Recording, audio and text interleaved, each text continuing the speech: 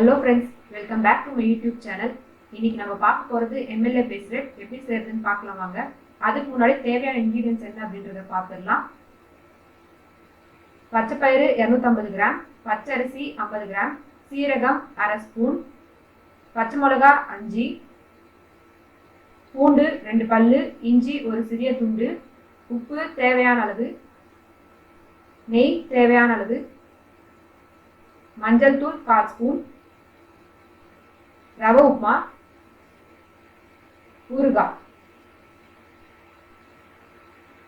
நான் இப்போ ஒரு பவுல்ல பச்சை பயிறு பச்சரிசி 4 மணி நேரம் ஊற வச்சிருக்கேன். இது நம்ம ஒரு மிக்ஸி ஜாருக்கு டிரான்ஸ்ஃபர் பண்ணிக்கலாம்.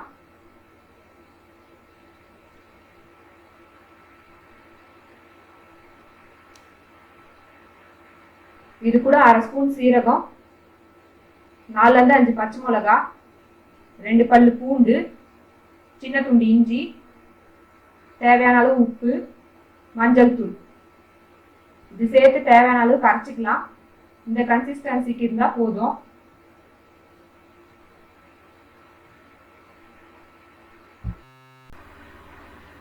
இப்ப நம்ம ஸ்டஃபிங்க்கு ரவை உப்புமா ரெடி பண்ணிடலாம். ரவை உப்புமாக்கு தேவையான இன்கிரீடியன்ஸ் என்ன அப்படின்றத பார்த்துடலாம். எண்ணெய் 4 ஸ்பூன், நெய் 2 ஸ்பூன், கடுகு 1/4 ஸ்பூன்,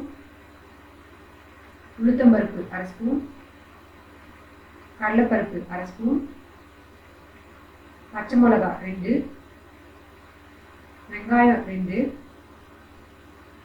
உப்பு தேவையான அளவு, ரவா 150 கிராம், கொத்தமல்லி கறிவேப்பிலை சிறிதளவு. இப்போ ஒரு பேன் எடுத்துக்கிறேன். 3 ல இருந்து 4 ஸ்பூன் எண்ணெய் சேர்த்துக்கிறேன். அப்புறம் கடுகு சேர்த்துக்கிறேன். உளுத்தம்பருப்பு கடலைப்பருப்பு சேர்த்துட்டு பொன்னிறம் ஆகிற வரைக்கும் வறுத்துக்கிறேன்.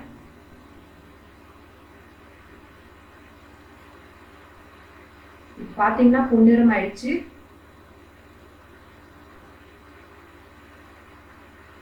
ரெண்டு பச்சை மிளகாய் சேர்த்துக்கிறேன். கறிவேப்பிலை வெங்காயம் சேர்த்துட்டு வதக்கிக்கலாம்.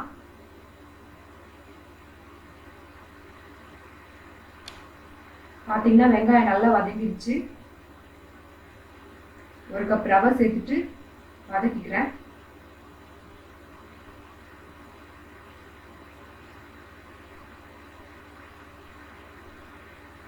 அப்புறம் 2 கப் தண்ணி சேர்த்துக்கோங்க. நான் 1 கப் ரவைக்கு 2 கப் தண்ணி சேர்த்துருக்கேன். சேர்த்துட்டு நல்லா கலந்து விட்டுட்டு மூடிக்கோங்க. பாருங்க ரவை நல்லா குக் ஆயிடுச்சு.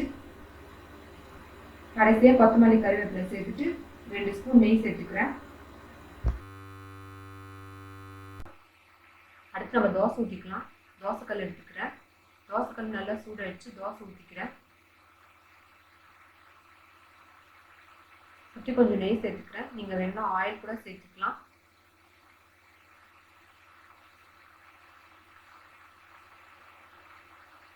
தோசை காஞ்சதும் 1 நிமிஷம் திருப்பி போட்டுக்கிறேன்.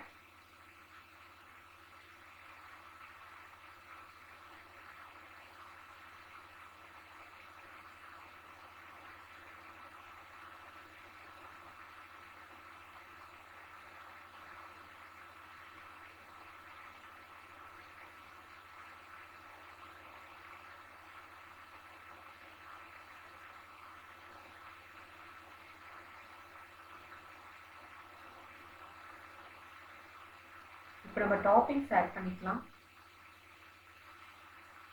கொஞ்சமாக ஊறுகாய் போட்டு ஸ்ப்ரெட் பண்ணிக்கிறேன். உங்களுக்கு வேணும்னா நீங்கள் சில்லி சாஸ் கூட ஆட் பண்ணிக்கலாம்.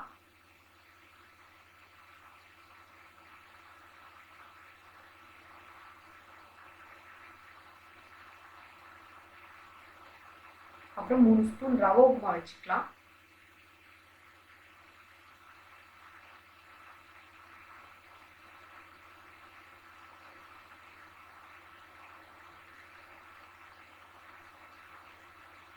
அப்புறம் ஃபைனலாக வெங்காயம் கொத்தமல்லி போட்டுக்கிறேன்.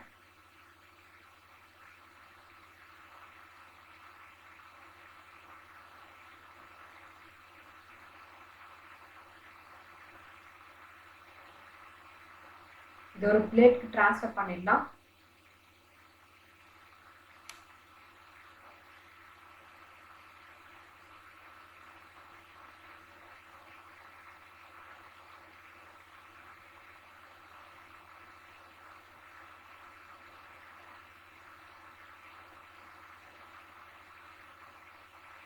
அவ்வளோதாங்க, நம்ம MLA பெசரட் ரெடி ஆயிடுச்சு. கண்டிப்பாக ட்ரை பண்ணி பாருங்க.